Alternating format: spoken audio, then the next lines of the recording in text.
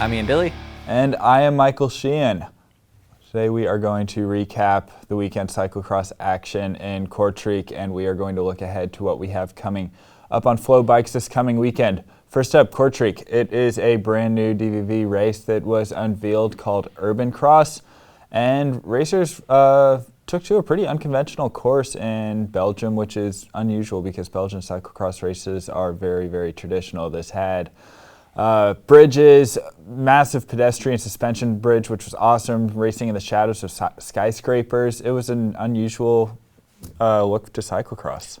This is a bike race you could pretty much only do in Belgium because they shut down the entire center of Kortrijk, which is not a small city in Belgium, to put on this bike race. I mean, it went over multiple bridges through roundabouts. The finish was actually on an overpass. It was one of the main obstacles on the course, a really hard climb up this overpass to the finish. And I think it was critically acclaimed. It provided great spectacle, not only for the cameras, but also for the fans. It was fantastic racing. Yeah, I don't like anything we'd ever seen before, but it was, a really cool course, and I do have to tip my hat to the DVV series for just trying to mix things up a little bit and introduce new ideas into cyclocross. The race, it was not overly technical, not the most challenging course out there. There were pack dynamics that lent itself to really tactical riding from the racers in both the women's and the men's field. Let's get into the women's race. It was a lead group of 5 that really duked it out for much of the race. It had Yara Castelline and Anne-Marie Wurst in it, Sana Kant, Celine Del Carmen Alvarado, and Lucinda Brand, who made her DVV series debut in Kortrijk. Yeah, these 5 racers are really starting to set themselves apart as the best female riders of the 2019-2020 season so far. And Lucinda Brand just shows she is getting stronger and stronger. And the big thing was she did not let her, lack of technical ability stymie her ability to win, which we saw a week previously in Koksijde, where she was within reach of the win when Del Carmen Alvarado was going ahead, but took a tumble and was no longer in the running. She really was not only technically astute, but also very tactically astute in this race. Yeah, and Celine Del Carmen Alvarado did try her very best to lose Lucinda Brand. I think that Alvarado knew how strong Lucinda Brand would be in that closing sprint if she didn't ditch her, but Lucinda Brand was not to be denied. That lead group of 5, however, did break up on the penultimate lap when Anne-Marie Wurst and Yara Castelline became tangled up. That also stopped Sana Kant in her track, so it was just Alvarado and Brand who duked it out for the finish. And Celine Del Carmen Alvarado, she rode an insanely strong race. She is not a rider who is scared to go to the front. She's a lot like Ellie Iserbit in that sense. She is going to attack anytime the pace slows down and just drive the pace.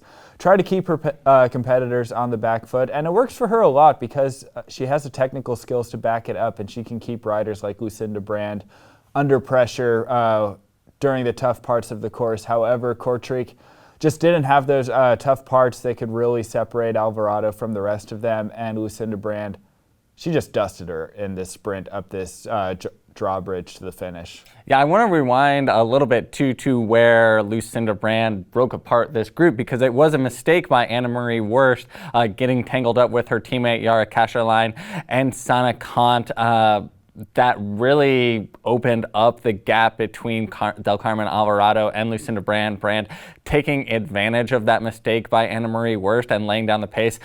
I love this. I mean, this is no love lost in this elite women's field. And I also like that, if this happened in a road race, there would be a lot of hemming and hawing over taking advantage over another racer's misfortune. In cyclocross, not crashing is part of winning a bike race, just like it is in all bike races. And it was interesting, awesome, and a great tactical move by Brand to really lay on the pressure and open up the gap, and that's really what sealed the victory for her. That, and I think really impressive riding coming into that sprint. You saw her road racing pedigree come through and taking the wider angle, carrying more speed through the final corner and lining up Del Carmen Alvarado for the sprint and really kind of blowing her doors off. Yeah, really strong riding from Brand, and I think that she did have to be really eager to not let Anne-Marie Worst anywhere near the finish, because Anne-Marie Worst is on great form, and the sprint that she put out for third place was equally impressive. She let it out, and Sana,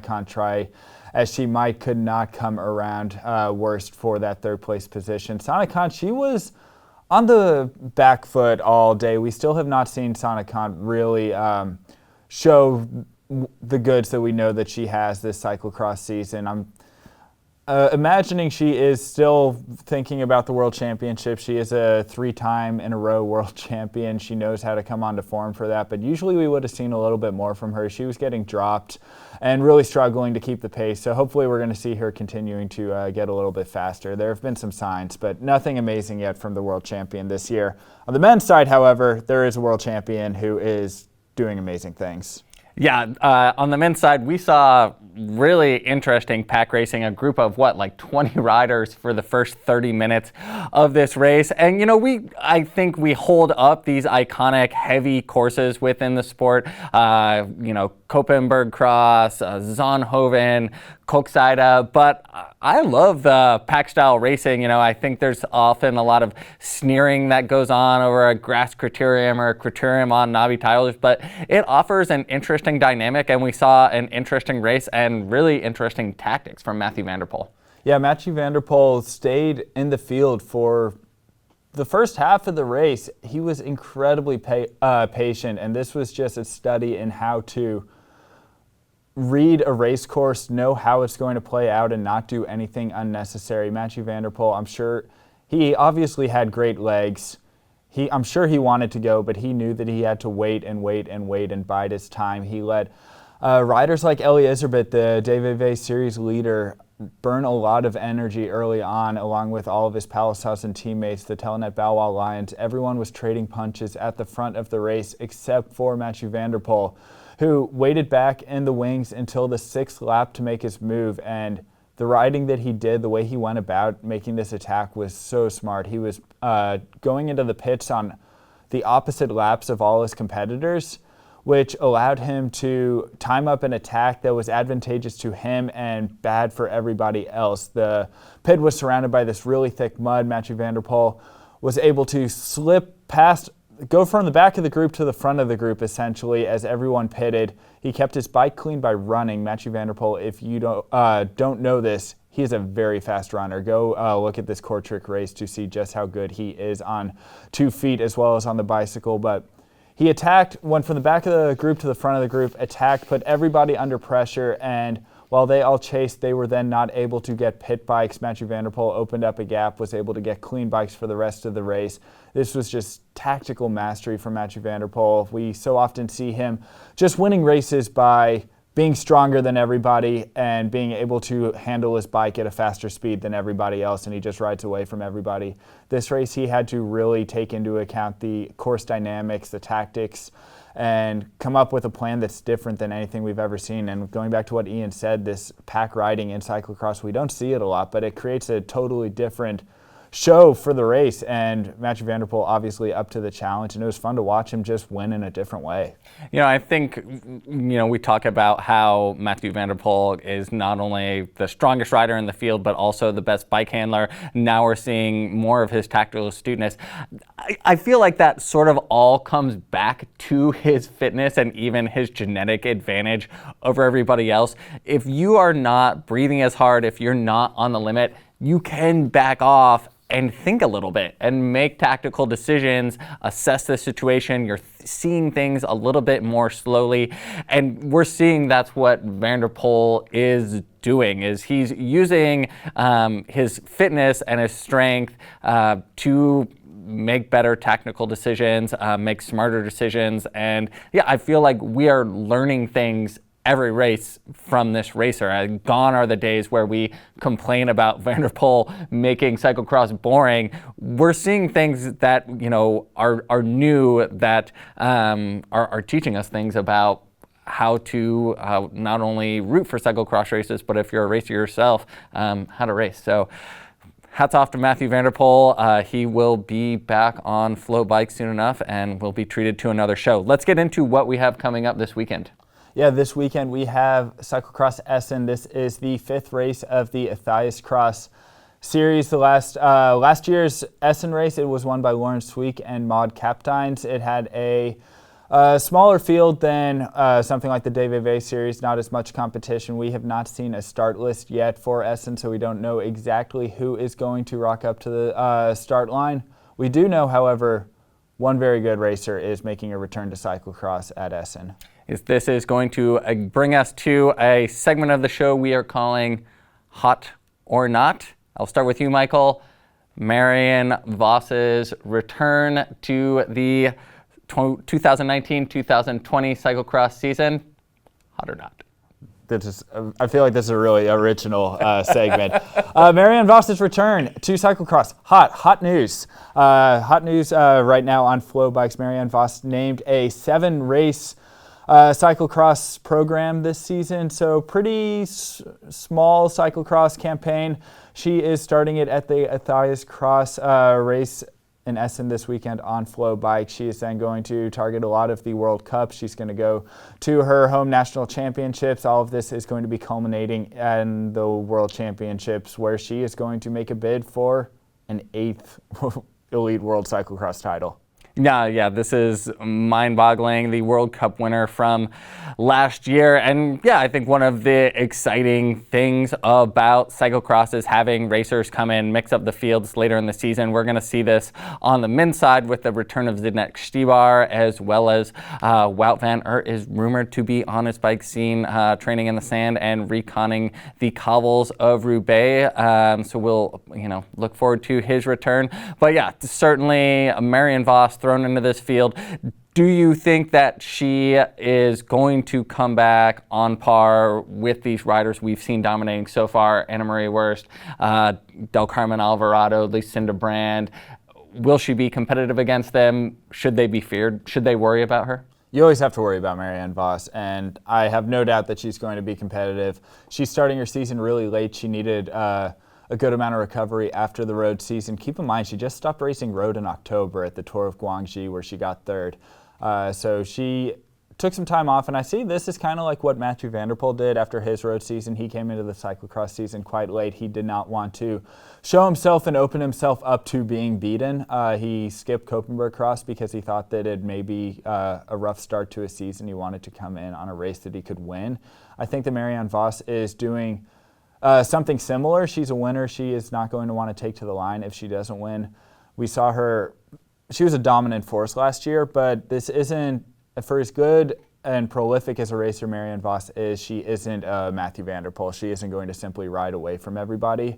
She is going to be just a really, really big threat in this leading group of 5 or so top-tier cyclocross women racers that we already have. Yeah. Speaking of Mathieu van der Poel, I believe you have a hot or not for me. Hot or not, Ian. Mathieu van der Poel has announced that he is going to be racing the 2020 Volta a España. That's super hot. I mean, what can you say? It's Mathieu van der Poel. It's the Vuelta.